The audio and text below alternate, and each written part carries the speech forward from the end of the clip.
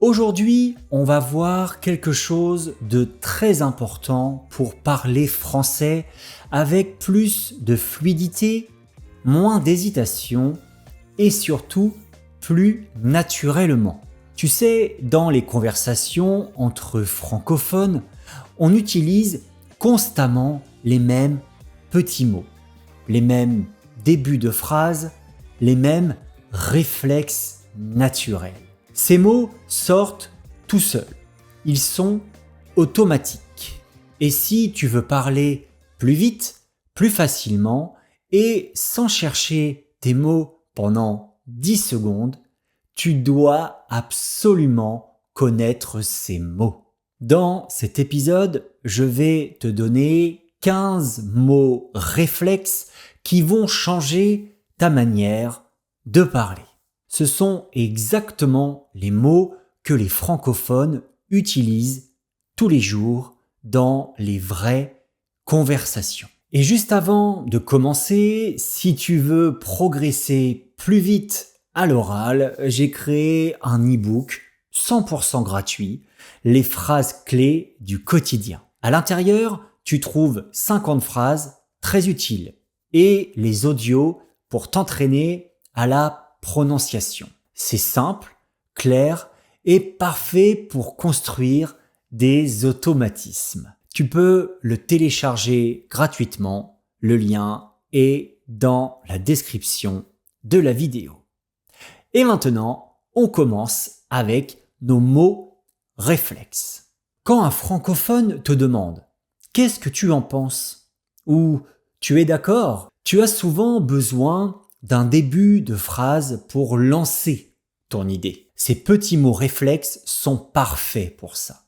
Ils donnent du temps à ton cerveau et ils rendent ton français plus naturel immédiatement. Pour moi, c'est l'un des mots les plus simples et les plus utilisés pour donner son opinion. Il te permet d'exprimer ton point de vue sans être trop direct, avec un ton calme et naturel. Par exemple, pour moi, c'est une bonne idée. Pour moi montre que c'est ton ressenti, pas une vérité générale. C'est une phrase idéale pour commencer doucement. Deuxièmement, je trouve que est extrêmement courant en français. C'est une manière simple d'introduire une opinion basée sur ton expérience ou ton impression. Par exemple, je trouve que ce film est très bien fait. Ce mot réflexe te permet d'être naturel et de donner ton avis sans pression. Troisièmement, à mon avis. C'est une phrase très utile pour exprimer une opinion avec un ton un peu plus réfléchi, un peu plus posé. Par exemple, à mon avis, il faut commencer doucement. Donc, à mon avis, ça donne l'idée que tu réfléchis, que ton opinion est construite. Ça rend ton français plus mature, plus précis. Quatrièmement, personnellement. C'est un mot parfait pour introduire ton point de vue de manière très naturelle, sans être trop direct ou trop catégorique. Par exemple, personnellement, je préfère étudier le matin. Personnellement te permet de montrer que tu parles de ton expérience, pas de celle de tout le monde. Et enfin, cinquième mot, honnêtement. C'est un mot très fréquent, surtout dans les conversations informelles. Il montre que tu vas dire quelque chose de sincère. Peut-être un peu direct, mais toujours avec bienveillance. Par exemple, honnêtement, le français n'est pas si difficile. Donc, honnêtement, c'est un mot réflexe qui est très humain, très vrai et qui donne du naturel à ta parole. Deuxième partie de cet épisode, les mots qui vont te permettre d'introduire une idée, de lancer une explication ou de structurer ce que tu vas dire. Ils sont très utilisés en français et ils rendent ton discours beaucoup plus clair et beaucoup plus fluide. Par exemple, en fait. Cette expression est parfaite pour introduire une précision, une explication ou pour reformuler quelque chose. Par exemple, en fait, j'ai compris le film après la deuxième fois. En fait est un petit mot magique. Il clarifie ce que tu veux dire et rend ton discours plus naturel. Tu peux dire aussi en général. Tu vas l'utiliser pour parler d'une habitude, d'une tendance, de quelque chose qui arrive souvent. Par exemple, en général, j'étudie le français le soir. Très pratique pour parler de ton rythme, de ta routine ou de ta manière de faire. Le plus souvent, c'est une variante très naturelle pour exprimer une fréquence. Elle est utilisée partout, dans les discussions, au travail, dans la famille. Par exemple, le plus souvent, je regarde des vidéos pour progresser.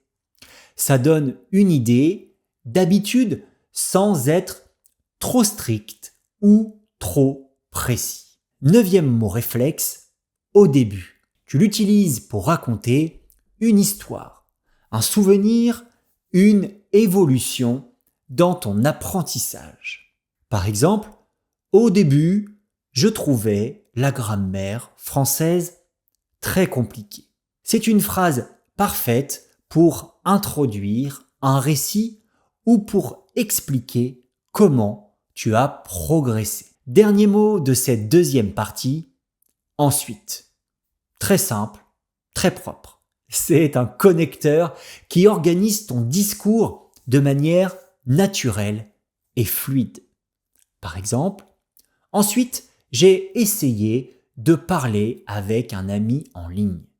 C'est un mot-clé pour raconter, décrire une journée ou expliquer un processus. 3e et dernière partie pour exprimer un problème ou une difficulté. Alors, les 5 mots qui vont suivre vont te permettre d'expliquer un blocage sans chercher du vocabulaire compliqué. Le problème, c'est que c'est un début de phrase parfait pour introduire une difficulté de manière claire et simple. Par exemple, le problème, c'est que je n'ai pas beaucoup de temps.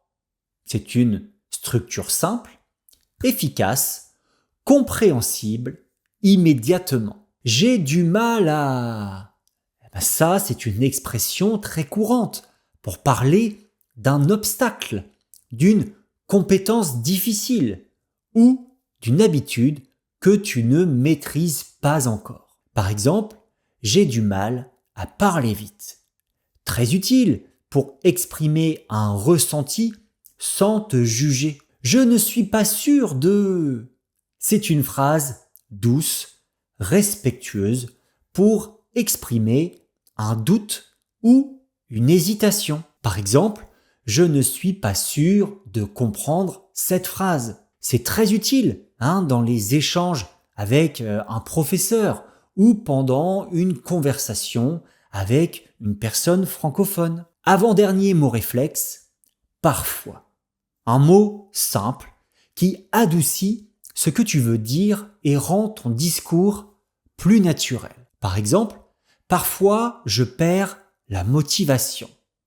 Un seul mot, mais très puissant pour introduire une situation fréquente sans trop exagérer. Dernier mot réflexe, ça dépend. C'est une expression ultra fréquente en français.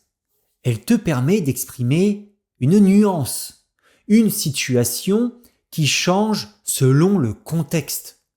Par exemple, ça dépend, je progresse mieux quand je suis reposé. Avec cette phrase, tu montres que tu maîtrises une forme de nuance très naturelle. Tu as maintenant 15 mots réflexes très naturels que les francophones utilisent tout le temps. Mais pour qu'ils deviennent réflexes, tu dois les utiliser un petit peu, mais régulièrement. Je te propose une petite routine très simple qui prend 3 minutes par jour. Première étape, choisis 3 mots réflexes. Par exemple, tu prends pour moi, ou en général, ou j'ai du mal à... tu peux en choisir d'autres demain, évidemment, et encore d'autres après-demain. Deuxième étape, tu vas faire 3 petites phrases et à voix haute. Pas besoin d'être parfait, pas besoin de parler longtemps. Juste 3 phrases. Par exemple, pour moi, apprendre une langue, c'est une aventure. En général, j'étudie le matin. J'ai du mal à rester concentré le soir. Voilà, c'est tout. Et dernière étape, répète ces mots dans ta journée. Quand tu marches, quand tu cuisines, quand tu attends le bus. Tu répètes 1 ou 2 mots automatiquement comme un réflexe. Et petit à petit, ton cerveau va retenir ces structures et les utiliser de lui-même dans les vraies conversations. C'est comme ça que les natifs parlent, avec des automatismes. Et c'est exactement ce que tu vas créer. Tu vois, parler naturellement en français, ce n'est pas dire des choses compliquées. Ce n'est pas utiliser un vocabulaire difficile. C'est utiliser les bons mots, ceux que les francophones utilisent chaque jour. Avec ces 15 mots réflexes, tu peux démarrer tes phrases plus facilement. Tu peux exprimer ton opinion plus clairement. Tu parleras avec plus de confiance et plus de fluidité. Et surtout, tu ne seras plus bloqué au moment de répondre. Et j'aimerais te laisser avec une idée toute simple. Ce ne sont pas les mots difficiles qui te font parler, ce sont les mots fréquents. Travaille-les souvent, répète-les et utilise-les. C'est comme ça que tu vas créer ton français à toi, naturel, fluide et confiant. Merci de m'avoir suivi jusqu'au bout. N'hésite pas à liker, à commenter et à t'abonner aussi à la chaîne, que tu sois sur YouTube ou sur Spotify. D'ailleurs, n'hésite pas à me laisser 5 étoiles sur Spotify si tu souhaites partager encore plus ce podcast Apprendre le French, Slow French and Talks. On se retrouve très vite pour une prochaine vidéo. Bye bye.